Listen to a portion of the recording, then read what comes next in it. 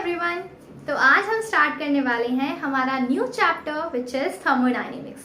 ठीक है, तो हेलो एल्कीन्स और हेलो एरीन्स को मैं कंप्लीट ज़रूर कराने वाली हूँ। उसका नेक्स्ट वीडियो बहुत जल्दी आने वाला है और पूरी वीडियोस लेके आपका चैप्टर वो कंप्लीट हो जाएगा। उसके साथ साथ हम एक्सरसाइज क्वेश्चन भी करेंगे, उसके इंटेक्स्ट क्वेश्चंस भी करेंगे, उसके एक्स्ट्रा क्वेश्चंस भी करेंगे, ताकि आपका वो चैप्टर आपकी मुट्ठी में हो एकदम बंद, जिससे आप अच्छे से समझ पाओ। ठीक है, अब आज हम पढ़ने वाले हैं थर्मोडायनेमिक्स। तो थर्मोडायनेमिक्स, इस नाम से मुझे क्या पता चलता है? अगर मैं लिख रही हूँ यहाँ पे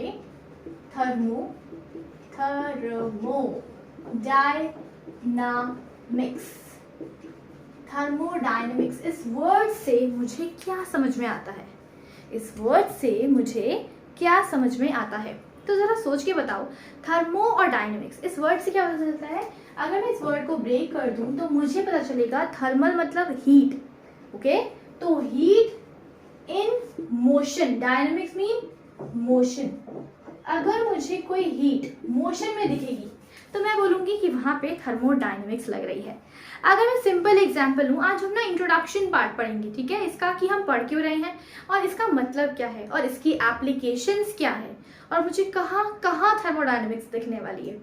ठीक है, तो यहाँ पे देखो, अगर मुझे सिंपल फैन चलाना है, ठीक है, मान लेते हैं मुझे एक फैन चलाना है, तो फैन चलाने के लिए मुझे क्या करना पड़ेगा? मुझे स्विच ऑन करना पड़ेगा।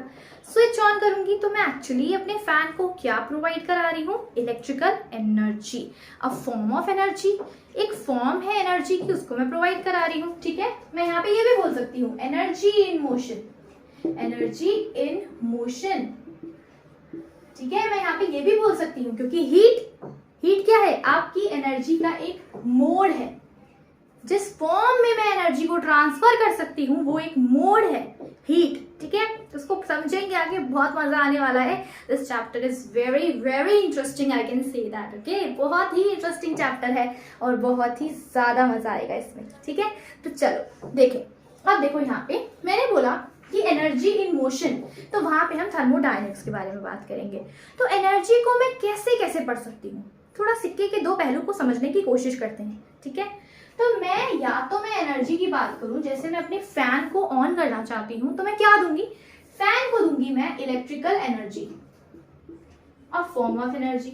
मैं क्या दूंगी? मैं स्विच ऑन करूंगी और उस फॉर्म में मैं इलेक्ट्रिकल एनर्जी को अपने दूंगी, इलेक्ट्रिकल एनर्जी को प्रोवाइड करूंगी फैन को, ताकि वो फैन चलना शुरू कर दे।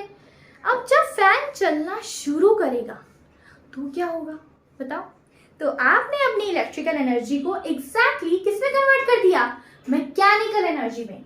मतलब मेरी जो इलेक्ट्रिकल एनर्जी है वो किसमें कन्वर्ट हो गई? मैकेनिकल एनर्जी में। मेरी इलेक्ट्रिकल एनर्जी किसमें कन्वर्ट हो गई? मैकेनिकल एनर्जी में। ठीक है, अब जब इलेक्ट्रिकल एनर्जी मैकेनिकल एनर्जी में कन्वर्ट हुई तो उस टाइम पे ऐसी कौन सी चीज थी, क्या मैंने प्रोवाइड किया भाई फैन को, कि वो फैन मैकेनिकल एनर्जी में कन्वर्ट होने लग गया, वो चलने लग गया? तो मैंने उसको क्या दिया? मैंने उसको दिया हीट। आपने 9th क्लास में पढ़ा है बेटा। 9th क्लास में हम पढ़ते हैं कि हमने फैन को ऑन किया तो एनर्जी की कन्वर्जेंस की बात करूं तो हम बोलते हैं हमने इलेक्ट्रिकल एनर्जी ली, उससे हीट बनी और उस हीट को मैंने मैकेनिकल एनर्जी में बना दिया, है ना? तो मतलब क्या है, अगर मुझे आपसे बात करनी है, अगर मुझे फैन चलाना है तो मुझे फैन से इंटरेक्शन करना पड़ेगा। उस इंटरेक्शन के लिए मैं किसी का यूज करूंगी। मैंने किसका यूज किया? इलेक्ट्रिसिटी का। इलेक्ट्रिसिटी का यूज किया तो जैसे मुझे आपसे बात करनी होती है, मुझे आपसे बात करनी है, मुझे किसी से कम्युनिकेट करना है, तो उसके लिए मुझे क्या चाहिए? एक मीडियम चाहिए ना, एक मीडियम, एक ऐसा मोड जिससे मैं तुमसे बात कर पाऊं। Whether it is phone, mobile phone, मैं मोबाइल फोन का यूज करूंगी, वो एक मोड है जिससे मैं तुमसे बात कर सकती हूँ। मैं क्या यूज कर सकती हूँ? लैंडलाइन यूज कर सकती हूँ, मैं मेल आईडी यूज कर सकती हूँ, मैं बहुत चीजें यूज कर सकती हूँ किसी से कम्युनिकेट करने के लिए। तो वो क्या है? मेरे मोड। मैं क्या हूँ? एक स्टेट जिससे मैं दूसरे स्टेट में पहुंच सकती हूँ, या फिर मैं किसी से बात कर सकती हूँ, या फिर मैं इलेक्ट्रिकल एनर्जी को मैकेनिकल एनर्जी में कन्वर्ट कर सकती हूँ। अगर मैं इलेक्ट्रिकल एनर्जी को मैकेनिकल एनर्जी में कन्वर्ट करना चाहती हूँ तो मैं उसे कुछ सप्लाई करूंगी, जो कि है इलेक्ट्रिसिटी। तो इलेक्ट्रिसिटी उसी फॉर्म में जाएगी? नहीं, वो कुछ प्रोवाइड करेगी उसको, है ना? तो वो जब कुछ प्रोवाइड करेगी तो उसको क्या कहते हैं हम कहते हैं उसे हीट। ठीक है। तो आपने अपनी इलेक्ट्रिकल एनर्जी को मैकेनिकल एनर्जी में कन्वर्ट किया बाय सप्लाइंग हीट। आपने उसको सप्लाई किया वर्क, आपने उसको सप्लाई किया हीट। इन दोनों मोड में, मतलब मैं अपनी एनर्जी को किस किस मोड में समझ सकती हूँ, मैं अपनी एनर्जी को किस मोड में ट्रांसफर कर सकती हूँ। मैं उसको ट्रांसफर कर सकती हूँ हीट की फॉर्म में, या फिर मैं उसको ट्रांसफर कर सकती हूँ वर्क की फॉर्म में। ठीक है। अगर मुझे किसी को किसी में कन्वर्ट करना है तो मुझे कुछ चाहिए जिससे मैं उसमें कन्वर्जन कर पाऊंगी। या तो मैं उस पर काम करूं या तो मैं हीट दूं। ठीक है। किसी को डाइटिंग करनी है तो क्या करना पड़ता है भाई, एक्सरसाइज करनी पड़ती है। आपको अपना कन्वर्जन करना है, आपको मोटे से पतला होना है, तो उसके लिए क्या करना पड़ेगा, आपको वर्क करना पड़ेगा। वर्क से क्या निकलेगा, हीट निकलेगी, और हीट से क्या निकलेगा, बर्निंग होगा। तो ये मोड है जिस तरीके से ट्रांसफर हो रहे हो आप, यही क्या है, थर्मोडायनेमिक्स। तो थर्मोडायनेमिक्स में हम एनर्जी की फॉर्म्स के बारे में पढ़ेंगे और हम बात करेंगे कि एक्चुअली ट्रांसफॉर्मेशन कैसे हो रही है एनर्जी की। एक एनर्जी दूसरी फॉर्म में कैसे ट्रांसफर हो रही है और उसको ट्रांसफर करना है मुझे, तो मुझे तो मीडियम चाहिए। तो what is my mode by using I can transfer my one form of energy into another. तो वो मोड क्या है, वो है हीट या फिर वर्क। ठीक है। तो यहाँ पे देखो, या तो मैं इसको हीट सप्लाई करूं हीट की तरह, या फिर मैं वर्क की तरह क्या कर सकती हूँ, मैं इलेक्ट्रिकल एनर्जी को मैकेनिकल एनर्जी में कन्वर्ट कर सकती हूँ। तो पहली बात तो मुझे ये समझ में आई, थर्मोडायनेमिक्स के अंदर मुझे एनर्जी के ट्रांसफॉर्मेशन की बात करनी है। अब ट्रांसफॉर्मेशन के लिए मुझे क्या करना पड़ेगा, मुझे आपके अंदर ट्रांसफॉर्मेशन चाहिए, है ना। मैं आपको एक जगह से दूसरी जगह चेंज करना चाहती हूँ। ठीक है। मान लो मुझे एक बच्चे को स्कूल के अंदर ट्रांसफर करना है, ठीक है, उसके पेरेंट्स को कहीं जाना है, ठीक है, वो उनका ट्रांसफर हो चुका है, तो बच्चा भी स्कूल से ट्रांसफर लेगा। अगर वो बच्चा ट्रांसफर लेगा तो ऑफ कोर्स एक स्कूल से दूसरे स्कूल में जाएगा, मतलब उसका ट्रांसफॉर्मेशन हो गया। लेकिन उसके ट्रांसफॉर्मेशन के लिए क्या उसके प्रिंसिपल को बात नहीं करनी पड़ेगी दूसरे स्कूल से, या फिर आपके पेरेंट्स को बात नहीं करनी पड़ेगी, आपके लिए नया स्कूल नहीं ढूंढना पड़ेगा। तो आपके पेरेंट्स क्या है, मोड, आपके प्रिंसिपल क्या है, मोड, जिसके थ्रू ये ट्रांसफॉर्मेशन हो रहा है। तो सबसे पहली बात मुझे इसमें पढ़ना क्या है, फॉर्म, एनर्जी की फॉर्म्स के बारे में, और मुझे पढ़ना है कि मैं उसको किस तरीके से ट्रांसफर कर सकती हूँ। एक फॉर्म को दूसरी फॉर्म में मैं कैसे ट्रांसफर कर सकती हूँ, कैसे कर सकती हूँ मैं ये काम, using my heat and using my work. तो एनर्जी के दो मोड होते हैं जिस तरीके से आप एनर्जी को ट्रांसफर कर सकते हो, वो क्या है, हीट और एक वर्क। ठीक है। या तो मैं हीट दूं या तो मैं वर्क दूं, उस तरीके से अगर मैं काम करूंगी तो मैं उसके अंदर, किसी बच्चे के अंदर, या फिर आपके ट्रांसफर के लिए चेंजेस कर सकती हूँ, या फिर मैं इस फैन को चला सकती हूँ। मैं इलेक्ट्रिकल एनर्जी को प्रोवाइड करूंगी तो वो हीट में कन्वर्ट होने के बाद ही मैकेनिकल एनर्जी में कन्वर्ट होगा। रेफ्रिजरेटर, थर्मोडायनेमिक्स, रेफ्रिजरेटर में पानी ठंडा हो रहा है, थर्मोडायनेमिक्स लग रही है भाई, एनर्जी कन्वर्ट हो रही है, हीट बाहर निकल रही है कि नहीं, चीजें चेंज होती जा रही है। अवन यूज कर रही हूँ, उसमें भी थर्मोडायनेमिक्स है, हर चीज में थर्मोडायनेमिक्स है। कहीं पे भी एनर्जी का ट्रांसफर हो रहा है एक जगह से दूसरी जगह पे, आइस ले लिया मैंने, उसको पानी में कन्वर्ट किया, पानी को वेपराइज किया, थर्मोडायनेमिक्स है। फेज चेंज हो रहे हैं, फेज चेंज हो रहे हैं, तो थर्मोडायनेमिक्स है।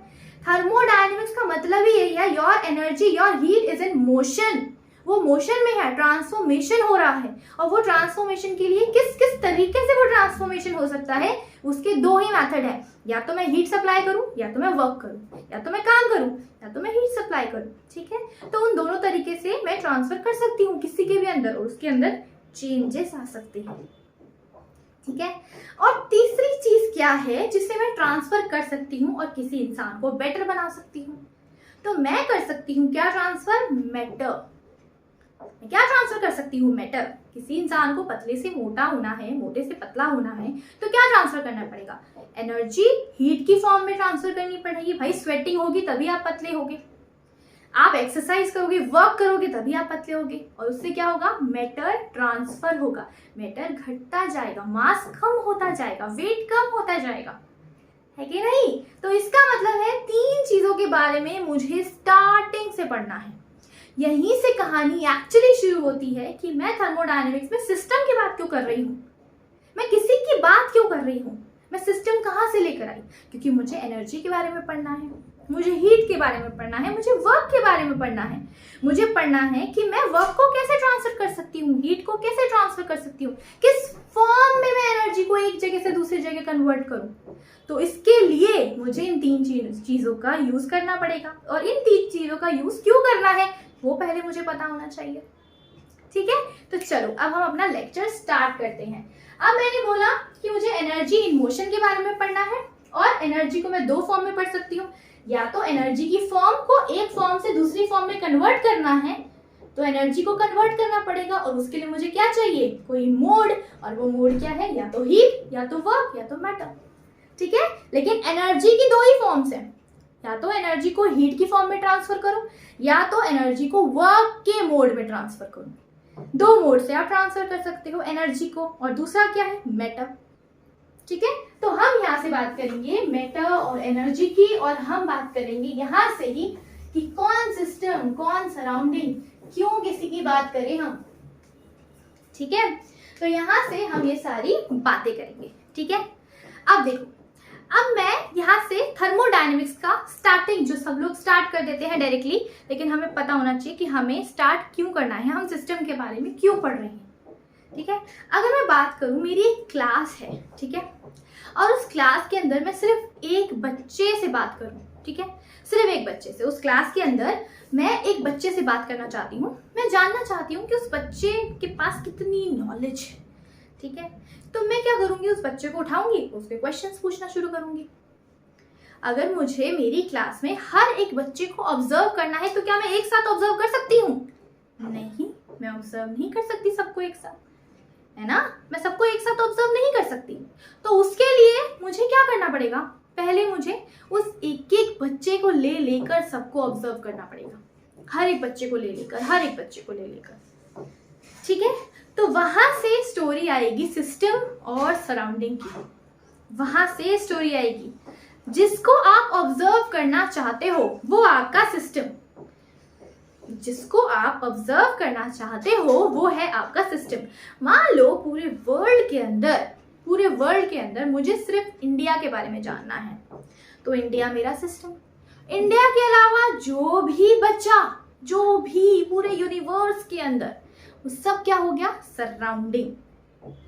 मान लो मैं अपनी बात करना चाहती हूँ, तो मैं सिस्टम, जिसे अंडर ऑब्जर्वेशन रखा गया है, मैं सिस्टम। लेकिन मेरे अलावा मेरा घर, बाहर के लोग, पूरे यूनिवर्स के अंदर जो भी बच गया वो सारा क्या है, सराउंडिंग, है ना। अब मैं किसी को सिस्टम मान के चलूं, जैसे मान लेते हैं मेरा एक रिएक्शन है, ठीक है, N2 + H2 gives 2NH3, balance किया तो यहाँ 3 हाइड्रोजन। ठीक है, अब मैं इस रिएक्शन के बारे में बात करना चाहती हूँ। ठीक है, मैंने एक बीकर के अंदर लिया, इस रिएक्शन को मैं करना चाहती हूँ। अब पहले मुझे ये पता होना चाहिए, सिस्टम, सराउंडिंग, हर चीज को सोचने से पहले मुझे ये पता होना चाहिए कि जो थर्मोडायनेमिक्स है वो एक्चुअली मुझे बताएगा क्या, या मैं उसको कहाँ कहाँ ढूंढूं, वो मुझे क्या बताने वाला है। वो पहले मुझे बताएगा कि रिएक्शन होगा कि नहीं होगा, मतलब एनर्जी को आपको ट्रांसफर करना है, आपको ट्रांसफॉर्मेशन करना है एनर्जी का। तो उसके लिए पहली बात तो मुझे इलेक्ट्रिकल स्विच को ऑन करना पड़ेगा। स्विच को ऑन करूंगी तभी तो इलेक्ट्रिकल एनर्जी हीट में कन्वर्ट होने के बाद आपका फैन चलेगा, जो कि मैकेनिकल एनर्जी बनेगी। उसके लिए मुझे क्या करना पड़ेगा, उसके लिए मुझे थर्मोडायनेमिक्स यूज करना पड़ेगा, मतलब मुझे एनर्जी को ट्रांसफर करना है, और एनर्जी के ट्रांसफॉर्मेशन करने के लिए मुझे काम करना पड़ेगा। मतलब पहली बात, इस थर्मोडायनेमिक्स के अंदर हम रिलेशन निकाल रहे हैं, हीट का वर्क के साथ, वर्क का मैटर के साथ, सबके साथ रिलेशन खेल रहे हैं, है ना। तो पहली बात, मैं इसके अंदर पढ़ क्या रही हूं, मैं इसके अंदर रिलेशनशिप पढ़ूंगी, relationship between work, heat and matter. मैं इसके अंदर मैटर कोई भी चीज है जिसके बारे में, जो मास ऑक्यूपाई कर रहा है, जो स्पेस ऑक्यूपाई कर रहा है, उसके बारे में, उसके अंदर हीट कैसे ट्रांसफर हो रही है, उसके अंदर एनर्जी कितनी लगा रहे हो आप, उसके अंदर वर्क कितना कर रहे हो, इन सब के बीच का रिलेशन, ये थर्मोडायनेमिक्स में पढ़ेंगे हम। ठीक है, और बाकी ये बताएगा क्या, ये बताएगा कि कोई रिएक्शन होगा या नहीं होगा।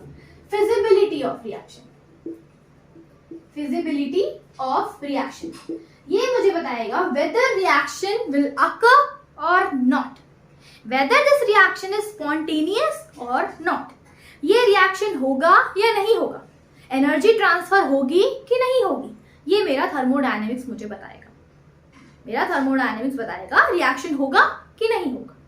ठीक है, मैं पार्टी में जाऊंगी या नहीं जाऊंगी, ठीक है, थर्मोडायनेमिक्स। ठीक है, अब मुझे बताओ और चीजें क्या क्या बता सकता है, मतलब ये मैंने रिएक्शन ले लिया, ठीक है, इस रिएक्शन ये होगा या नहीं होगा, ऑफ कोर्स ये होगा या नहीं होगा, इसमें एनर्जी का तो बहुत बड़ा रोल है ना, और जहां पे एनर्जी का रोल है वहां पे थर्मोडायनेमिक्स की बात आने वाली है।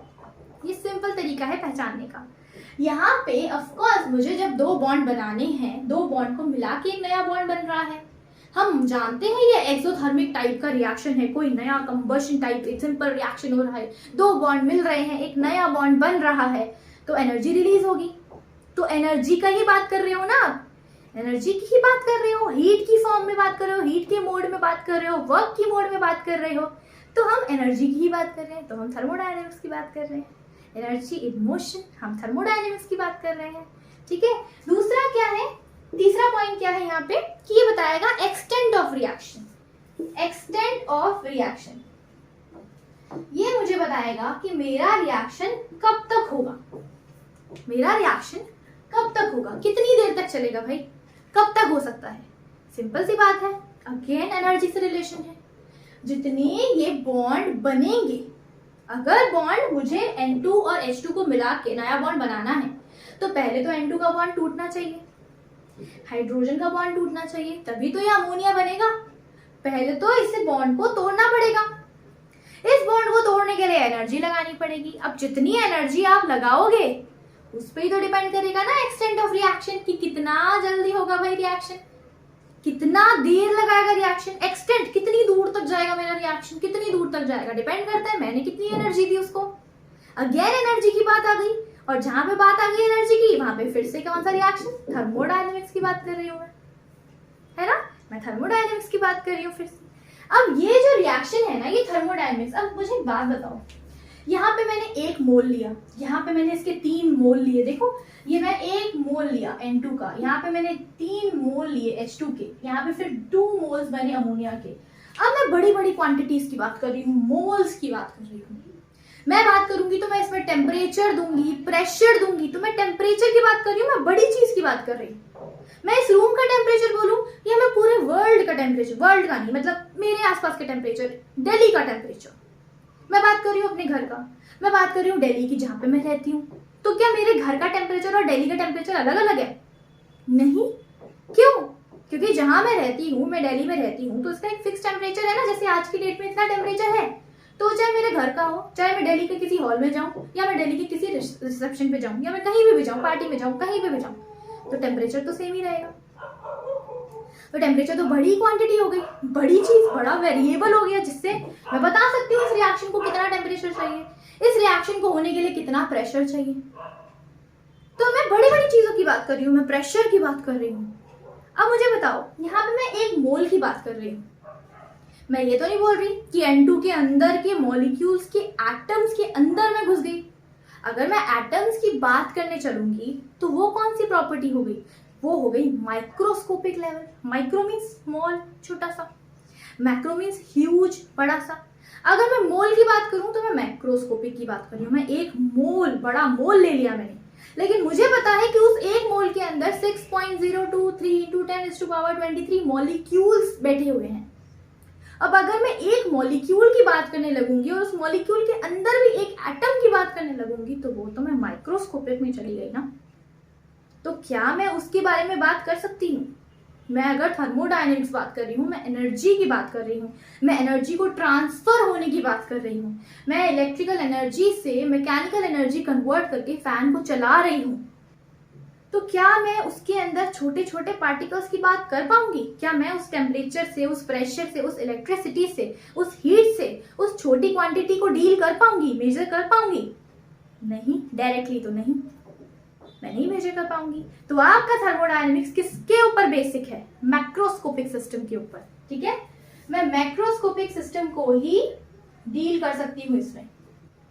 लेकिन एक और इम्पॉर्टेंट बात है कि इसमें हम मैक्रोस्कोपिक सिस्टम के लिए प्रेशर, टेम्परेचर, ये वेरिएबल्स है मेरे, प्रेशर है, टेम्परेचर है, मैं अपनी बात कर रही हूँ, मेरा खुद का कोई टेम्परेचर है, बॉडी टेम्परेचर है भाई, है ना, मेरा खुद का बॉडी टेम्परेचर है, इस रूम का एक टेम्परेचर है, दिल्ली का अपना टेम्परेचर है ना, और दिल्ली के बाहर कोई दूसरा स्टेट है उसका अपना टेम्परेचर है, डिपेंड्स, है ना, सबका वेदर अलग अलग टेम्परेचर है, रेनी सीजन है, सबका अलग टेम्परेचर है कि नहीं, सबका अलग अलग टेम्परेचर है।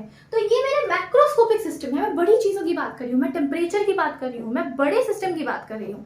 लेकिन अगर मैं मैक्रोस्कोपिक सिस्टम को मेजर कर पाती हूँ, मैं वॉल्यूम मेजर कर सकती हूँ, मैं एक ग्लास के अंदर अगर पानी लूं तो मैं उस पानी का वॉल्यूम बता सकती हूँ, मेजर कर सकती हूँ, लेकिन मैं ये नहीं बता सकती कि उसके अंदर जो छोटा सा एटम बैठा हुआ है पानी का, एक सिंगल एटम, मैं उसकी प्रॉपर्टीज के बारे में डील नहीं कर सकती। लेकिन अगर मैं उसकी एनर्जी बता पाऊं, मैं उसके वॉल्यूम को बता पाऊं, तो मैं बहुत सारे मैथमेटिकल रिलेशन से मैक्रोस्कोपिक प्रॉपर्टीज को यूज करके माइक्रोस्कोपिक प्रॉपर्टी भी बता सकती हूँ। लेकिन मेरा थर्मोडायनेमिक्स डायरेक्टली सिर्फ मैक्रोस्कोपिक सिस्टम से डील करता है। मैं एनर्जी एक बड़े लोगों की बड़े लेवल पे बता सकती हूँ, मैं एक छोटे लेवल पे नहीं बता सकती, लेकिन एक बड़े लेवल को यूज करके मैं छोटे में कन्वर्ट जरूर कर सकती हूँ। ठीक है, ओके। तो थर्मोडायनेमिक्स मुझे मैक्रोस्कोपिक सिस्टम के लिए बताएगा, माइक्रोस्कोपिक सिस्टम के लिए नहीं बताएगा। लेकिन मैक्रोस्कोपिक क्वांटिटी को यूज करके आप माइक्रोस्कोपिक को भी बता सकते हो, एक बड़े लेवल को यूज करके आप उसके छोटे छोटे टुकड़े भी कर सकते हो। ठीक है, मैं अगर एक पर्टिकुलर सिस्टम के बारे में जानना चाहती हूँ तो मैं वो बता सकती हूँ थर्मोडायनेमिक्स को यूज करके, उसकी एनर्जी को यूज करके। लेकिन अगर मुझे उसके अंदर के पार्टिकल के बारे में जानना है तो मैं उस छोटी एनर्जी से उस पार्टिकल के बारे में जान सकती हूँ। स्ट्रक्चर ऑफ एटम पढ़ा है 11th क्लास में ही, आपका सेकेंड चैप्टर है, उसके अंदर हम एक एनर्जी को यूज करके काफी छोटी छोटी चीजें भी बता सकते हैं। ठीक है, लेकिन थर्मोडायनेमिक्स मैक्रोस्कोपिक सिस्टम के साथ डील करता है, माइक्रोस्कोपिक सिस्टम के साथ नहीं। इसका मतलब ये मुझे क्या क्या बताएगा, मुझे बताएगा मेरा रिएक्शन होगा या नहीं होगा, ये मुझे बताएगा मेरा रिएक्शन काफी हद तक, कितना हद तक होगा ये बताएगा, ये मुझे बताएगा टेम्परेचर, उस रिएक्शन का प्रेशर क्या है, टेम्परेचर क्या है, एनर्जी कितनी निकल रही है, एक्सोथर्मिक है, एंडोथर्मिक है, सब बताएगा मुझे। ठीक है, लेकिन मुझे ये रेट नहीं बताएगा, एक पर्टिकुलर रेट कांस्टेंट मुझे काइनेटिक्स नहीं बताएगा, मुझे मैकेनिज्म नहीं बताएगा। मुझे बताएगा अगर मैं बात करती हूँ अपनी, ठीक है, मैं इस स्टेट में मेरा एक टेम्परेचर है, लेकिन अगर मैं किसी दूसरी कंट्री में चली जाऊं तो मेरे टेम्परेचर में फर्क आएगा, बीमार पड़ सकती हूँ मैं, मुझे बुखार आ सकता है, ऑफ कोर्स टेम्परेचर चेंज हो गया, अडेप्टेशन, जल्दी जल्दी किसी किसी की बॉडी अडेप्ट नहीं कर पाती, तो वहां पे चेंजेस आने शुरू हो जाएंगे, टेम्परेचर चेंज हो जाएगा। ठीक है, टेम्परेचर चेंज हो जाएगा वहां पे, मतलब वो चीजें चेंज होने लग जाएंगी।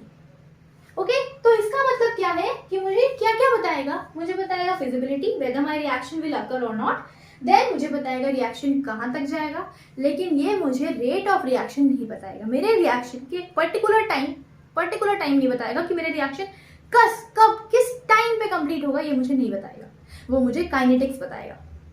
जब मैं 12th क्लास में पढ़ूंगी ना काइनेटिक्स, तब वो मुझे बताएगा ये मेरा रिएक्शन यहाँ पे था, कहीं और जाके एनर्जी उसकी ट्रांसफर हो गई, तो मुझे इनिशियल स्टेट पता है कि एनर्जी कितनी लगाई मैंने, फाइनल स्टेट पता है कि एनर्जी कितनी रिलीज हुई, मैं उन दोनों को यूज करके डिफरेंस बता सकती हूँ कि मेरी एनर्जी में कितना डिफरेंस आया, कितनी एनर्जी आपने यूज करी या कितनी एनर्जी एक्चुअली रिलीज हुई थी। सिर्फ एक बॉन्ड को तोड़ने में एनर्जी रिलीज हुई या एनर्जी दी गई, कितनी दी गई या कितनी रिलीज हुई, ये बता देगा, लेकिन ये नहीं बताएगा कि उसको एनर्जी को यूज करते टाइम वो एनर्जी आपने कहां से दी, किस तरीके से दी, क्या पाथ फॉलो किया आपने। अगर मान लो मैं यहाँ से अपने घर से मैं यहाँ से जाना चाहती हूँ एक शॉप पे, ये मेरी जो शॉप है वो यहाँ पर है, ठीक है, ये मेरा घर है, ठीक है, यहाँ से मैं जाना चाहती हूँ एक शॉप पे, ठीक है, मुझे कुछ सामान लेना है, तो मैं इस शॉप पे सीधा सीधा भी जा सकती हूँ, मैं इस शॉप पे ऐसे भी जा सकती हूँ, मैं इस शॉप पे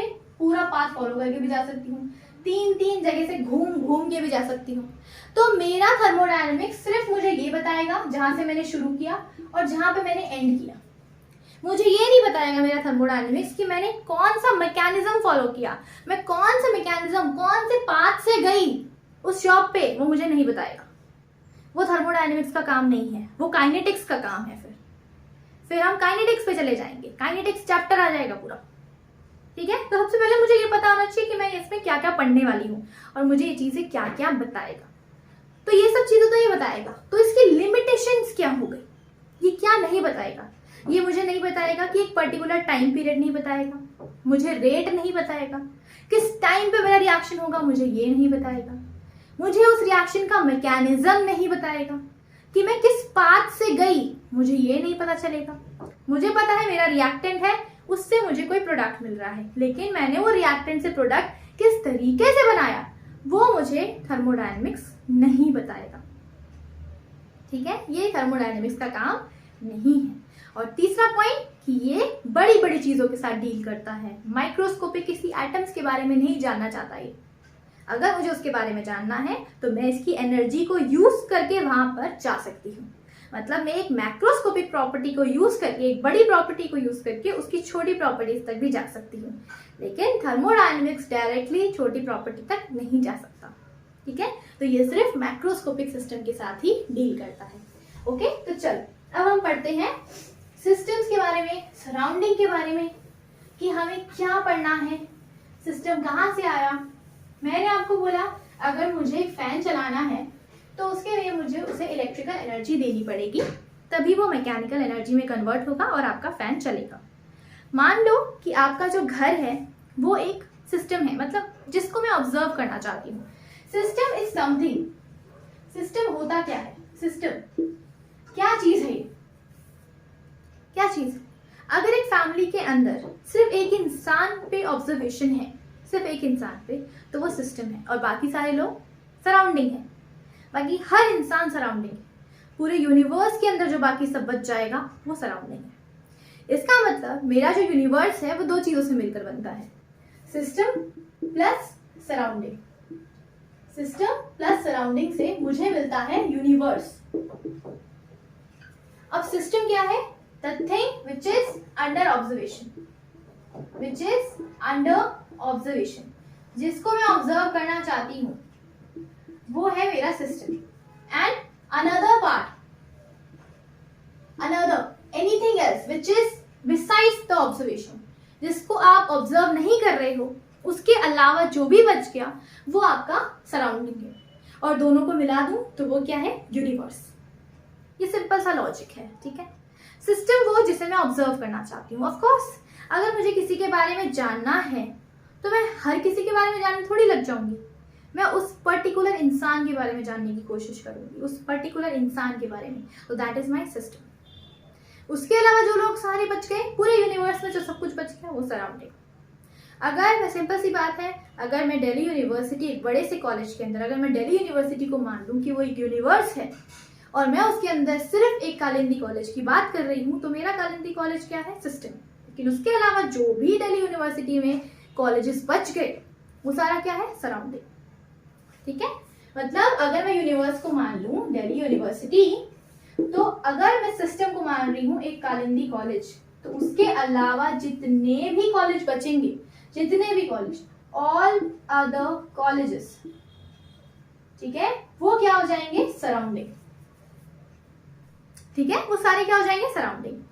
अब मैंने बोला कि मुझे एनर्जी कन्वर्ट करना है, मुझे हीट की फॉर्म में कन्वर्ट करना है, मुझे वर्क की फॉर्म में कन्वर्ट करना है, मुझे मैटर ट्रांसफर करना है, मुझे ट्रांसफॉर्मेशन करना है।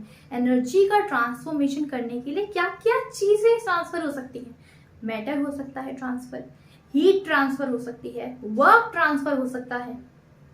तो इस तरीके से सिस्टम भी बहुत तरीके से क्लासिफाई हो जाते हैं। ठीक है, सिस्टम भी तरह तरह से क्लासिफाई हो जाते हैं। उसमें हमारे पास सिस्टम कौन कौन सा आता है, एक आता है ओपन सिस्टम। एक सिस्टम क्या होगा, वो होगा ओपन सिस्टम। Open system.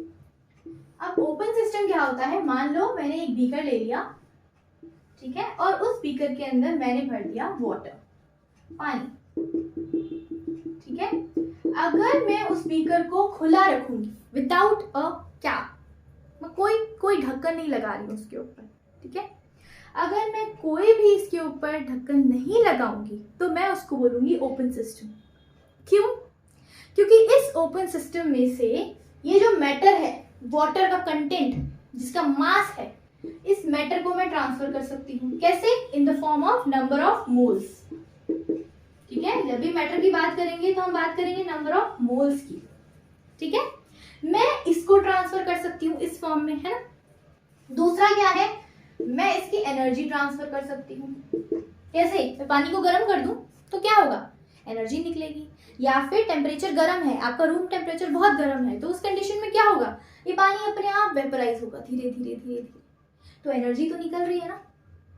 पानी, अगर आपने गरम गरम पानी ले लिया है, ठीक है, आपने उसको रूम टेम्परेचर पे रख दिया, तो क्या होगा, धीरे धीरे, अगर आपने इसे खुला रखा है, आपने एक कंटेनर ले लिया, एक बीकर ले लिया, उसके अंदर गर्म पानी रख लिया, ठीक है, थोड़ी देर बाद आप देखोगे कि रूम का टेम्परेचर ठंडा है तो ये पानी भी ठंडा हो जाएगा। इसका मतलब क्या हुआ, इसके खुले होने की वजह से क्या हुआ, एनर्जी ट्रांसफर हो गई।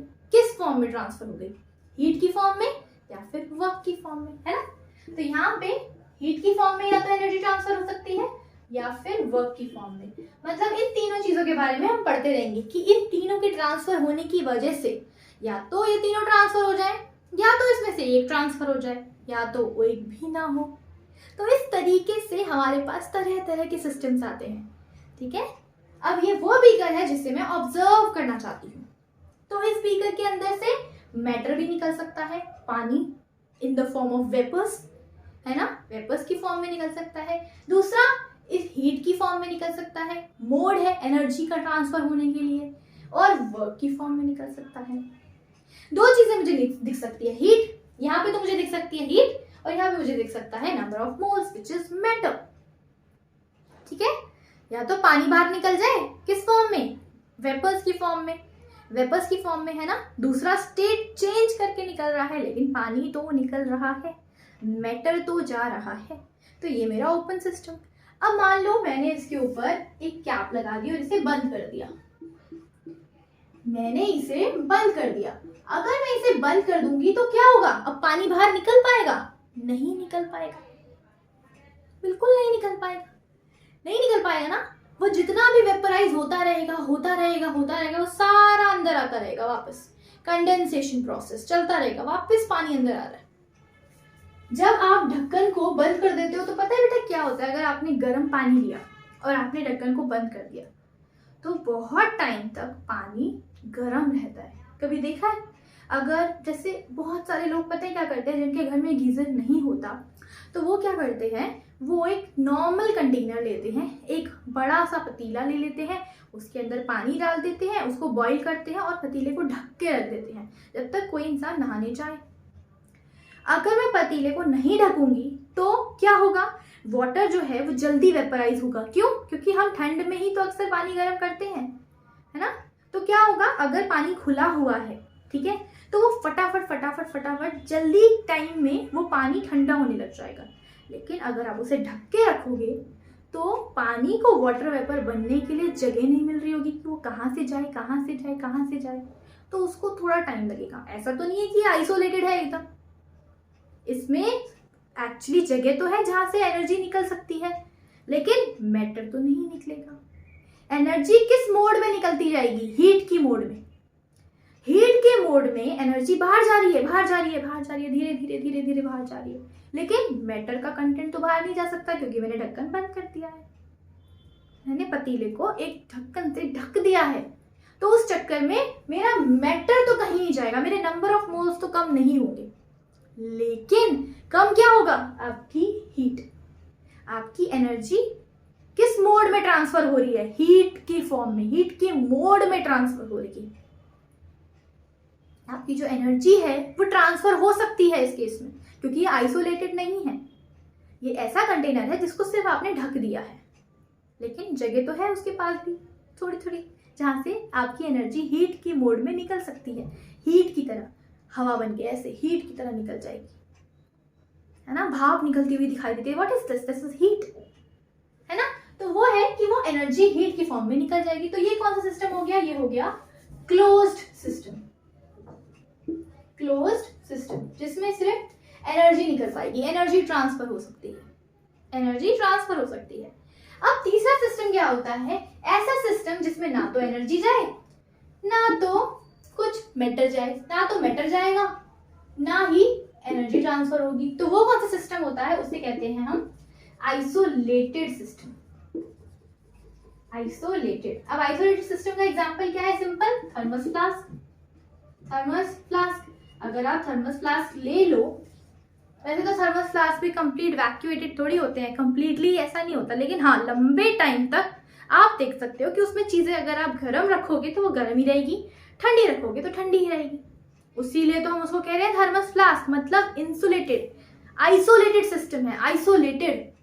आपका सिस्टम कैसा है, आइसोलेटेड। आइसोलेटेड का मतलब है कि वो आइसोलेशन में है, ना तो उसकी एनर्जी बाहर जाएगी, आइसोलेशन, एकदम अकेला, ना तो उसकी एनर्जी बाहर जाएगी ना तो उसका मैटर बाहर जाएगा, कुछ भी बाहर नहीं जा पाएगा, क्योंकि उसको हीट ट्रांसफर करने के लिए, उसको एनर्जी हीट की मोड में ट्रांसफर करने के लिए जगह चाहिए, जो जगह तो छोड़ी ही नहीं हमने, उसी को क्या कहते हैं, आइसोलेटेड सिस्टम।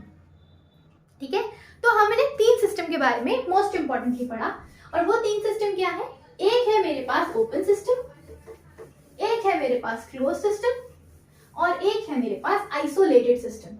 अगर मैं ओपन सिस्टम की बात करूं तो मैटर मतलब mass and energy both transformation हो सकता है, बोथ ट्रांसफर, ठीक है, दोनों के दोनों ट्रांसफर हो जाएंगे। अगर मैं क्लोज सिस्टम की बात करूं, अगर मैं क्लोज सिस्टम की बात करूं तो सिस्टम में मास तो ट्रांसफर नहीं होगा, mass transfer not at all, wrong, नहीं हो सकता, लेकिन एनर्जी किसकी फॉर्म में, हीट की फॉर्म में ट्रांसफर हो सकती है। ठीक है, एनर्जी ट्रांसफर हो सकती है। तीसरा क्या था, isolated system. Isolated system, isolated system क्या होगा, जिसके अंदर ना तो मास ट्रांसफर हो सकता है ना ही एनर्जी ट्रांसफर हो सकती है, कुछ भी ट्रांसफर नहीं हो सकता। ठीक है, कुछ भी ट्रांसफर नहीं होगा इसके अंदर। इसी का एग्जांपल है थर्मस फ्लास्क। क्लोज सिस्टम, एक पानी की बोतल लो, उसको बंद कर दो। ओपन सिस्टम, पानी का ढक्कन खोल दो, बोतल का ढक्कन खोल दो, दैट इज ओपन सिस्टम, है ना। तो 3 तरह के सिस्टम है हमारे पास, ओपन, क्लोज और आइसोलेटेड। अब 2 और तरह के सिस्टम होते हैं, एक होता है होमोजीनियस और एक होता है हेट्रोजीनियस। होमोजीनियस सिस्टम क्या होता है, अगर मैं बोलूं एयर, एयर क्या है, मिक्सचर ऑफ गैसेस, और वो सारी घुल मिल के बैठी हुई है, क्या आप देख सकते हो, नहीं, क्योंकि वो एक सिंगल फेज में दिख रही है। होमोजीनियस सिस्टम, जिसमें सिर्फ एक फेज वाला आपके पास सिस्टम बैठा हो, सेम फेज में, और मैं लिख सकती हूँ सिंगल फेज में। अगर आपके पास सिंगल फेज में आपके एलिमेंट्स बैठे हुए हैं, ठीक है, जैसे कि air, mixture of gases, gases है ना, गैसेस है, और गैस क्या है, एक सिंगल फेज। अगर एक सिंगल फेज वाला सिस्टम है तो हम उसको कहेंगे that is my homogeneous system. ठीक है, होमोजीनियस सिस्टम क्या होता है, सिंगल फेज सिस्टम, जिसमें सिर्फ एक ही फेज होगा। एक ही फेज मतलब सिर्फ गैस फेज या फिर सिर्फ लिक्विड फेज। अब लिक्विड में भी तरह तरह की चीज हो सकती है, 2 तरह के लिक्विड ले लो, जैसे कि हमने ले लिया पानी के साथ अल्कोहल। अगर मैं पानी के साथ अल्कोहल लूंगी तो वो मिक्स हो जाता है, लेकिन अगर मैं पानी के साथ एसीटोन ले लूं तो क्या वो मिक्स हो पाता है, नहीं। पानी के साथ सिंपल एग्जांपल लो, और सिंपल एग्जांपल लो, पानी के साथ मैंने क्या डाल दिया, तेल, ऑयल, तो क्या वो मिक्स हो जाता है, नहीं। तो वहां पे 2 फेज हो जाएंगे, एक फेज तो नहीं रह जाएगा। लेकिन अगर मैं गैस की बात करूं, एयर की बात करूं, जिसमें मिक्सचर ऑफ गैसेस है, बहुत सारी गैसेस हैं, तो वो सारे के सारे गैस फेज में प्रेजेंट है, तो मैं उसको क्या कह सकती हूँ, that is a single phase system, तो उसे कहते हैं होमोजीनियस सिस्टम। ठीक है, अब इसका स्क्रीनशॉट ले लो। ओके, अब देखो, एक और सिस्टम होता है जिसे हम क्या कहते हैं, हेट्रोजीनियस सिस्टम। इससे क्वेश्चंस आते हैं आपके आईटी जेईई लेवल के एग्जाम्स में। देखो, एक होता है हेट्रोजीनियस सिस्टम। हेट्रोजीनियस सिस्टम का क्या मतलब होता है, वो सिस्टम जिसमें एक से ज्यादा फेजेस हो, जिसमें एक से ज्यादा फेजेस हों। जैसे कि सिंपल एग्जांपल अगर हम ले लेते हैं, मान लो मेरे पास है सल्फर, ठीक है, इन रोम्बिक फॉर्म में आपका सल्फर प्रेजेंट है। दूसरा मेरे पास प्रेजेंट है sulphur in monoclinic form. Monoclinic, आपको पता है ये दोनों के दोनों एक पर्टिकुलर 369 केल्विन के टेम्परेचर पे दोनों एग्जिस्ट करते हैं इक्विलिब्रियम पे, ठीक है। पेपर में एक क्वेश्चन आया था कि अगर मैं सल्फर की दोनों फॉर्म ले लूं तो वो कैसा सिस्टम है, होमोजीनियस या हेट्रोजीनियस सिस्टम, ये आईआईटी जेईई लेवल का एग्जाम का क्वेश्चन है। तो यहाँ पे सल्फर आपका दो एलोट्रोपिक फॉर्म में प्रेजेंट है। तो सल्फर जो रोम्बिक फॉर्म में प्रेजेंट है वो अलग तरह का है, उसका पार्टिकल्स जो है वो अलग तरह से अरेंज्ड हैं। और यहाँ पे अगर मैं मोनोक्लिनिक की बात करूं तो रोम्बिक सल्फर को अगर आप टेम्परेचर 369 केल्विन से कम रखते हो तो सल्फर रोम्बिक बन जाता है, पार्टिकल्स बहुत टाइट है। अगर मैं 369 केल्विन से ज्यादा टेम्परेचर दे दूं तो वो मोनोक्लिनिक में कन्वर्ट हो जाता है, जो कि नीडल शेप टाइप के क्रिस्टल्स होते हैं। तो ये दो अलग अलग तरह के लोग हैं, सिर्फ एक नहीं है। तो ये आपका एक हेट्रोजीनियस सिस्टम है। कभी भी एक से ज्यादा अलग अलग सॉलिड आपको अगर दे रखी हूं तो वो अलग अलग फेज में काउंट होते हैं।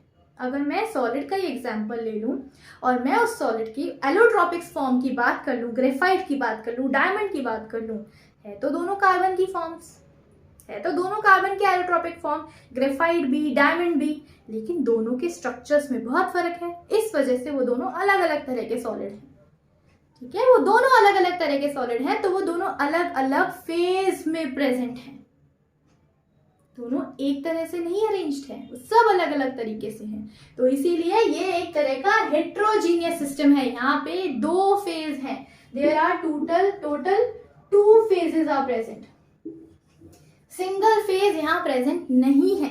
यहाँ पे 2 फेजेस प्रेजेंट है, one is rhombic, one is monoclinic, one is crystalline type और one is some letter that another thing, okay. वो सेम नहीं है, दोनों अलग अलग तरीके की। अगर मैं टेम्परेचर कम करूंगी तो मुझे रोम्बिक दिखेगा, टेम्परेचर बढ़ा दूंगी तो मुझे मोनोक्लिनिक दिखेगा, क्रिस्टल चेंज हो जाएगा, ठीक है। तो यहाँ पे ये बात होती है। तो हमने पढ़े 5 तरह के सिस्टम्स, एक हो गया ओपन, एक हो गया क्लोज्ड, एक हो गया आइसोलेटेड, एक हो गया होमोजीनियस, एक हो गया हेट्रोजीनियस। तो हमने पढ़े 5 आउट ऑफ 5 तरह के सिस्टम्स पढ़े, 5 टाइप्स ऑफ सिस्टम्स पढ़े हमने, ठीक है। अब हम बात करते हैं सिस्टम और सराउंडिंग की, ठीक है। हमने देखा अगर सिस्टम और सराउंडिंग को मिला देंगे तो ही मुझे क्या मिलेगा, यूनिवर्स मिलेगा। लेकिन सिस्टम और सराउंडिंग को अलग करने के लिए, जैसे कि अगर मैं यूनिवर्स की बात कर रही हूँ, मैं बात कर रही हूँ दिल्ली यूनिवर्सिटी की, ठीक है, उसके अंदर मैं एक सिस्टम ले रही हूँ जो है मेरा कालिंदी कॉलेज, ठीक है। मैंने उसको मान लिया कि वो मेरा सिस्टम है।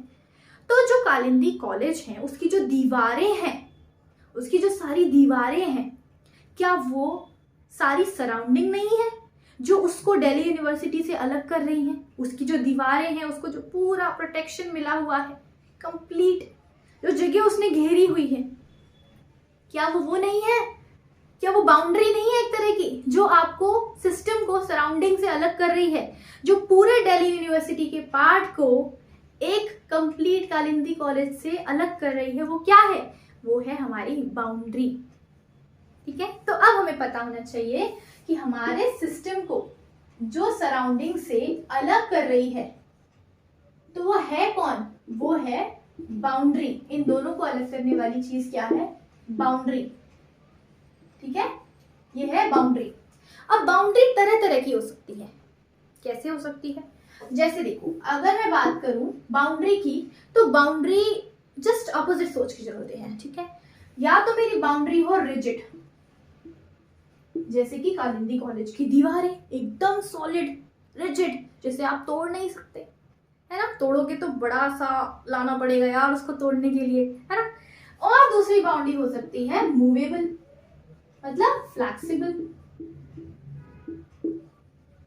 एक बाउंड्री हो सकती है रिजिड, एक हो सकती है फ्लेक्सिबल, थोड़ा थोड़ा पतला पतला घुमा लो उसको, फ्लेक्सिबल टाइप की बाउंड्री। बलून के अंदर पानी भर लो, उसको सिस्टम मान लो, तो बलून की जो बाउंड्री है वो फ्लेक्सिबल नहीं है, बलून को ऐसे ऐसे पिचका सकते हैं आराम से, है ना। तो वो फ्लेक्सिबल तरह की बाउंड्री हो गई, है ना, रिजिड और फ्लेक्सिबल। दूसरी बाउंड्री क्या हो सकती है, वो हो सकती है रियल या फिर इमेजिनरी। अब रियल बाउंड्री तो साफ साफ पता चल रही है। मान लो ये मेरा ग्लास है, ठीक है, इस ग्लास के अंदर ये जो ग्लास है और इसके अलावा जो पूरा व्हाइट बोर्ड है, पूरा व्हाइट बोर्ड, मान लो ये पूरा व्हाइट बोर्ड एक यूनिवर्स है, इसके अंदर एक ग्लास रखा मैंने, ठीक है, उस ग्लास के अंदर मैंने रखा पानी, ठीक है। तो ये जो पानी है, ये जो मेरे ग्लास के अंदर पानी है, वो है सिस्टम, ठीक है, जिससे मैं ऑब्जर्व करना चाहती हूँ भाई पानी में क्या हो रहा है, पानी का टेम्परेचर कितना है, पानी का प्रेशर कितना है, पानी का वॉल्यूम कितना है, पानी के मोल्स कितने हैं, मैं इन सब बारे में बात कर सकती हूँ। देखो मैक्रोस्कोपिक सिस्टम्स के बारे में बात कर रही हूँ मैं, प्रॉपर्टीज के बारे में बात कर रही हूँ। ओके, तो यहाँ पे मुझे दिख रहा है कि ये एक सिस्टम है, ये एक सिस्टम है, इसके अंदर जो पानी है मैं उसको ऑब्जर्व करना चाहती हूँ, लेकिन इस पानी को इस पूरे व्हाइट बोर्ड से कौन अलग कर रहा है, वो है इस पानी की वॉल, इस ग्लास की वॉल। तो वो ग्लास की वॉल कैसी है, रियल बाउंड्री जो मुझे दिख रही है, ये क्या है, रियल बाउंड्री। लेकिन दूसरी है इमेजिनरी। इमेजिनरी बाउंड्री क्या हो गई, अब ये पानी है, ये लिक्विड स्टेट में है, लेकिन जैसे जैसे गर्मी बढ़ रही है तो पानी क्या होगा, इवेपोरेट होगा। इसका मतलब इस लिक्विड और यहाँ पे है एयर, ऑफ कोर्स पानी का ग्लास लो और पानी के ग्लास के अलावा आपको एयर तो दिख रही है ना, मिक्सचर ऑफ गैसेस, बहुत सारी गैसेस हैं, तो ये लिक्विड फेज में है और आपकी एयर जो है वो गैस फेज में है। तो क्या मुझे कोई बाउंड्री इनके बीच में दिख रही है, नहीं दिख रही, लेकिन there is a existence of a boundary, एक इंटरफेस दिख रहा है, the interface which actually prevent, that is system and the surrounding, जो सिस्टम और सराउंडिंग को अलग अलग करे, that separates my system and the surrounding, the interface, that is my interface which is actually imaginary but there it exists।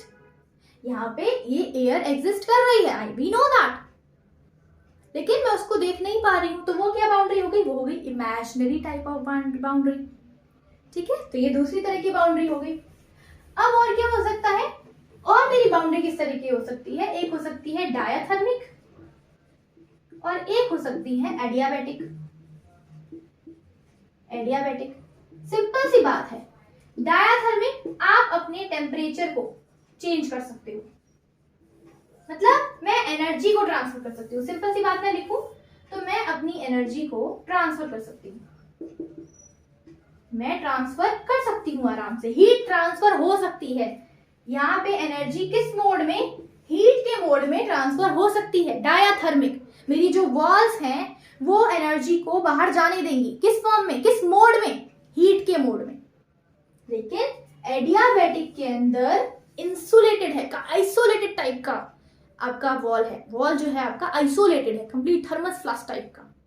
तो adiabatic के अंदर आप हीट को एक्सचेंज नहीं कर सकते, आप हीट को एक्सचेंज नहीं कर सकते, ठीक है। तो यहाँ पे आपका जो Q होता है वो 0 होता है, हम हीट को लिखते हैं Q के फॉर्म में, that is my heat, Q equals to 0। तो इसे कहते हैं एडियाबैटिक बाउंड्री। तो बाउंड्री कितने तरह की हो गई, कितने टाइप की होगी, 6 टाइप्स की बाउंड्री हो गई।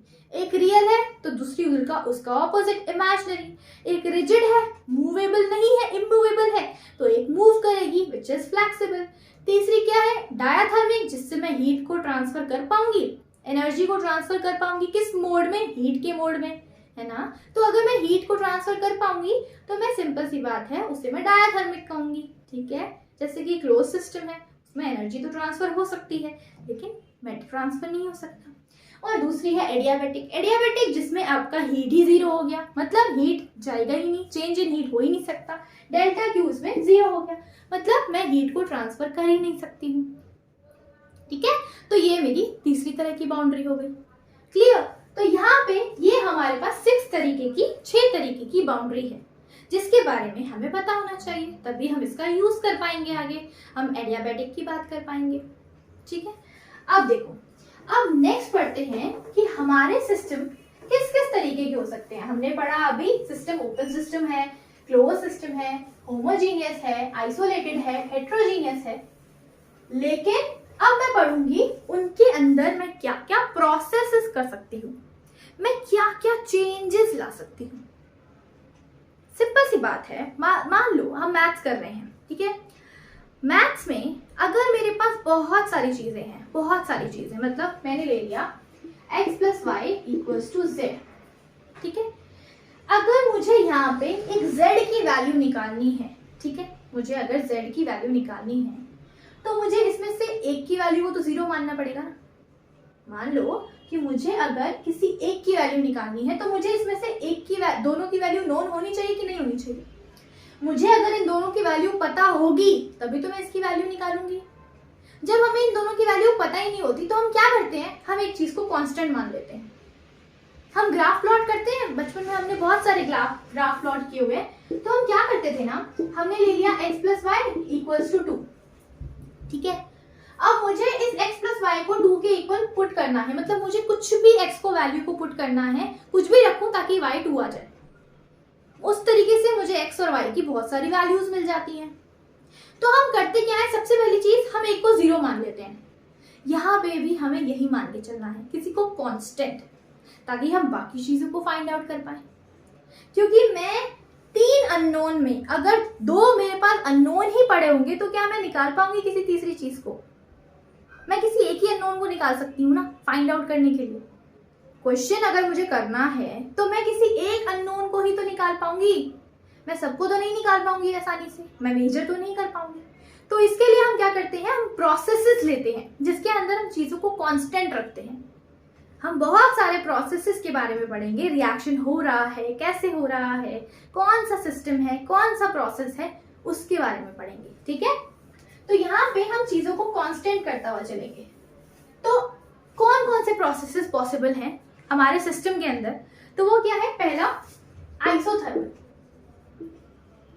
अगर आपके सिस्टम में प्रोसेस हो रहा हो isothermal process, isothermal, iso same, thermal मतलब हीट, अगर सेम हीट रहे और सेम टेम्परेचर रहे, थर्मल मतलब टेम्परेचर, अगर आपका टेम्परेचर सेम रहे, और टेम्परेचर सेम कब रहेगा सिस्टम में, कैसे रहेगा सिस्टम में सेम टेम्परेचर, जब मैं टेम्परेचर को कांस्टेंट कर दूं। तो आइसोथर्मल कंडीशन क्या होती है, आइसोथर्मल प्रोसेस क्या होता है, in which temperature is constant, temperature is constant, तो हम उसे कहते हैं isothermal process. Iso means same, thermal मतलब हीट, दैट इज टेम्परेचर। तो अगर सेम टेम्परेचर मतलब टेम्परेचर कांस्टेंट कर दिया, वो चेंज ही नहीं होगा पूरे सिस्टम के अंदर, पूरे प्रोसेस में मेरा टेम्परेचर चेंज नहीं होगा, उसको हम कहते हैं आइसोथर्मल प्रोसेस, ठीक है। उसके बाद प्रोसेस क्या आता है, दूसरा होता है isobaric process. Isobaric process, iso means again same, ठीक है, बारिक मीन्स प्रेशर। बार किसकी यूनिट होती है, प्रेशर की यूनिट होती है। मतलब आइसोबारिक मीन्स जहां पे प्रेशर कांस्टेंट हो जाए, या फिर मैं बोल सकती हूँ प्रेशर रिमेन्स सेम रहे पूरी कंडीशन में, पूरे सिस्टम के अंदर जब तक रिएक्शन हो रहा है आपको अपने प्रेशर को चेंज नहीं करना, वो सेम रहेगा, तो वो प्रोसेस हो जाएगा आइसोबारिक प्रोसेस, ठीक है। तीसरा होता है आइसोकोरिक प्रोसेस। आइसोकोरिक का मतलब होता है, आइसो मीन्स सेम, कोरिक का मतलब वॉल्यूम। अगर सेम वॉल्यूम हो जाए तो हम उसको कहते हैं कि वो आइसोकोरिक प्रोसेस हो गया, जिसके अंदर आपका वॉल्यूम कांस्टेंट हो जाए, ठीक है, मतलब वॉल्यूम रिमेन सेम, ठीक है। उसके बाद क्या आता है, adiabatic process. Adiabatic process, adiabatic नाम से पता चल रहा है, अभी अभी हमने पढ़ा, अगर एडियाबेटिक वॉल लगा दे किसी के अंदर तो वहां पे हीट ट्रांसफर नहीं हो सकती। एडियाबेटिक बाउंड्री पढ़ा ना हमने अभी, एडियाबेटिक भी बाउंड्री होती है, उसके अंदर क्या होता है, हीट ट्रांसफर नहीं हो सकती। तो यहाँ पे इस प्रोसेस के अंदर मैं क्या करूंगी, अपने Q को 0 कर दूंगी, दैट इज हीट कांस्टेंट। अगर मेरी हीट कांस्टेंट रहेगी, प्रोसेस के स्टार्ट से लेकर एंडिंग तक वो सेम टू सेम चल रही है, तो क्या होगा, ये डेल्टा Q जो होगा, चेंज इन हीट, वो क्या आएगा, 0। मेरी हीट कांस्टेंट है, वो चेंज ही नहीं हो रही है पूरे प्रोसेस के अंदर, बिल्कुल कांस्टेंट चल रही है, ठीक है। तो यहाँ से हमारे पास 4 तरह के प्रोसेस आते हैं। Isothermal, iso means same, thermal means temperature, तो टेम्परेचर सेम। आइसोबारिक बार होती है आपके प्रेशर की यूनिट, आइसो मतलब सेम, तो सेम प्रेशर पूरे सिस्टम में होना चाहिए, पूरी रिएक्शन के दौरान आपका प्रेशर सेम ही रहना चाहिए, तो उसे हम कहते हैं प्रेशर कांस्टेंट। तीसरा होता है आइसोकोरिक मतलब सेम वॉल्यूम, तो अगर मैं वॉल्यूम को कांस्टेंट रख दूं, मैं कुछ भी चेंज ना करूं, तो मैं वहां पे कहती हूँ कि मेरा प्रोसेस जो है वो आइसोकोरिक प्रोसेस है। चौथा एडियाबैटिक, अगर हीट ट्रांसफर ना हो, तो हीट ट्रांसफर कब नहीं होगी, जब मैं हीट को ही कांस्टेंट कर दूं, ठीक है, तो चेंज इन हीट क्या हो जाएगी, जीरो।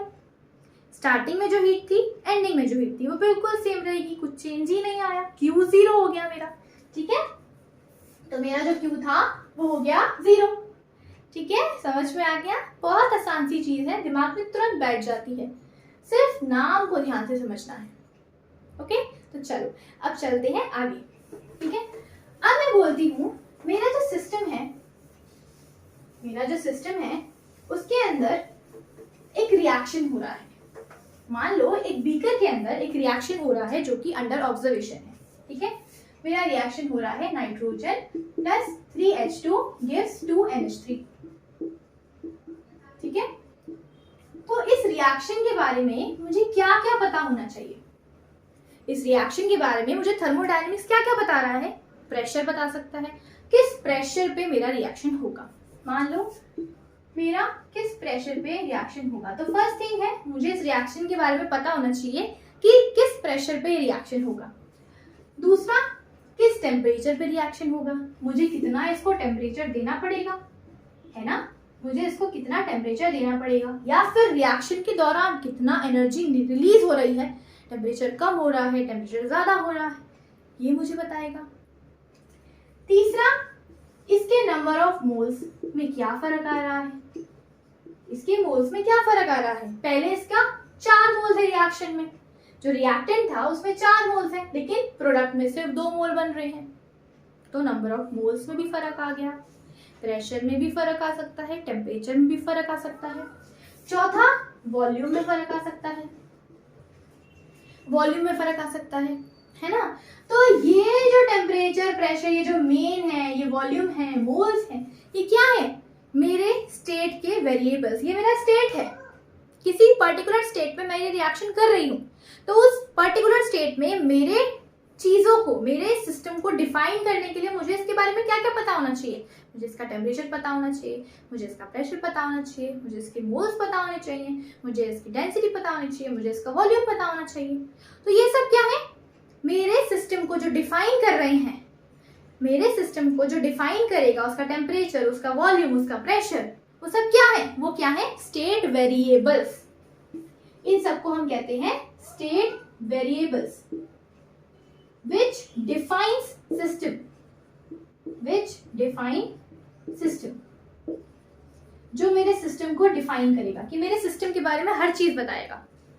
ये जो मेरा सिस्टम है, मैंने मान लिया ना इस बीकर में रिएक्शन हो रहा है, तो ये मेरा सिस्टम है, तो इस सिस्टम के अंदर इस रिएक्शन में क्या क्या फर्क आएगा, टेम्परेचर से आ सकता है, प्रेशर से आ सकता है, वॉल्यूम से आ सकता है, मोल्स बढ़ा दूं, कम कर दूं, आ सकता है। तो वो क्या है, मेरे वेरिएबल्स जो मेरे सिस्टम को डिफाइन करेंगे कि इस चीजों की वजह से, इन वेरिएबल्स की वजह से मेरे सिस्टम में फर्क आ सकता है, तो ये मेरे सिस्टम को डिफाइन कर रहे हैं, ठीक है। अब यहां से बातें आती हैं कि कौन कौन सी चीजें स्टेट फंक्शंस होते हैं, फंक्शंस। अब मैं वेरिएबल से फंक्शन पे आ रही हूँ, वेरिएबल चेंज हो रहा है, फंक्शन, स्टेट फंक्शन जो सिर्फ आपकी इनिशियल पोजीशन और फाइनल पोजीशन पे डिपेंड करे, उसको कोई फर्क नहीं पड़ता आप कहां से गए हो उस फाइनल प्रोडक्ट तक, उससे कोई फर्क नहीं पड़ता, तो हम उसको कहते हैं स्टेट फंक्शन। यहां से हम 2 तरीके के फंक्शंस पढ़ेंगे, ठीक है। सबसे पहले आप ये नोट डाउन कर लो, हम यहाँ से ना 2 तरीके के फंक्शंस पढ़ेंगे, एक होगा स्टेट फंक्शन, एक होगा पाथ फंक्शन। ऐसे फंक्शन, मेरी एनर्जी के अंदर बहुत सारी चीजें हमने पढ़ी है ना, हम प्रेशर के बारे में पढ़ सकते हैं, टेम्परेचर के बारे में पढ़ सकते हैं, अब हम नई नई चीजों के बारे में पढ़ेंगे। एनर्जी की बहुत सारी और फॉर्म्स भी होती हैं, जैसे कि एंथैल्पी, जैसे कि एंट्रोपी, जैसे कि गिब्स फ्री एनर्जी, बहुत सारी एनर्जी की फॉर्म्स हैं, उन सब के बारे में पढ़ेंगे। अब ये सारी जो फॉर्म्स है वो किस पे डिपेंड करती हैं, अब मैं इनको फंक्शन मान के चलूंगी जिसकी मैं वैल्यू मेजर कर सकती हूँ, जिसमें चेंजेस मेजर कर सकती हूँ, है ना। तो मैं जिसके चेंज को मेजर कर सकती हूँ, जो चीजें, जो फंक्शंस मेरे सिर्फ फाइनल और इनिशियल पोजीशन पे डिपेंड करते हैं, मैं रिएक्शन कहाँ से लेकर गई उनको कोई फर्क नहीं पड़ता, तो उन फंक्शंस को हम कहते हैं स्टेट फंक्शंस। फंक्शंस दो तरह के होते हैं, एक होता है स्टेट फंक्शन, एक होता है पाथ फंक्शन। एक होता है स्टेट फंक्शन, एक होता है पाथ फंक्शन। ठीक है, स्टेट फंक्शन क्या होता है? which depends only on initial and final position of the system। ये सिर्फ सिस्टम के इनिशियल और फाइनल पोजीशन पे ही डिपेंड करता है, उसे हम कहते हैं स्टेट फंक्शंस। पाथ फंक्शन क्या होते हैं?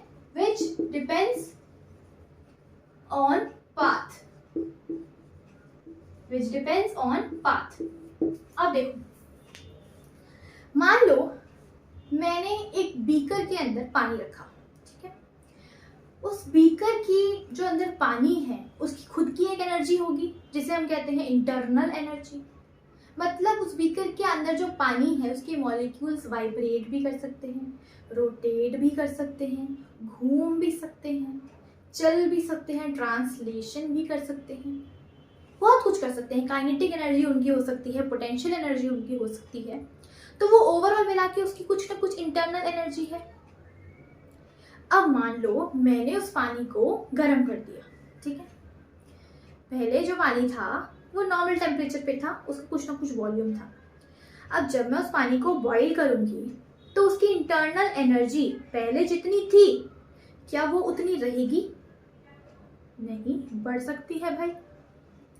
जब आप एनर्जी देते हो किसी को, आपने टेम्परेचर बढ़ाया, आपने बॉईल किया, तो होगा क्या? काइनेटिक एनर्जी मिलेगी उनको बहुत ज़्यादा। मॉलिक्यूल्स जल्दी जल्दी जल्दी जल्दी रोटेट करेंगे, जल्दी जल्दी जल्दी जल्दी घूमेंगे, है ना, क्योंकि उन्हें टेम्परेचर मिल रहा है, बाहर से हीट मिल रही है। तो क्या होगा? जो उसकी एनर्जी पहले थी क्या वो वैसी रहेगी? नहीं। लेकिन मैंने पानी को गर्म किया, मैं उस पानी को किसी भी तरीके से गर्म करूं, स्टोव पे चला के गर्म करूं, धूप में रख दूं, कैसे भी करूं, पानी तो गर्म हो रहा है। लेकिन किस पाथ से मैं उसको गर्म कर रही हूँ? मैं उसको किस पाथ से गर्म कर रही हूँ? क्या मेरी उसके अंदर की जो मॉलिक्यूल्स की इंटरनल एनर्जी है क्या वो उस चीज पे डिपेंड करेगी? नहीं करेगी।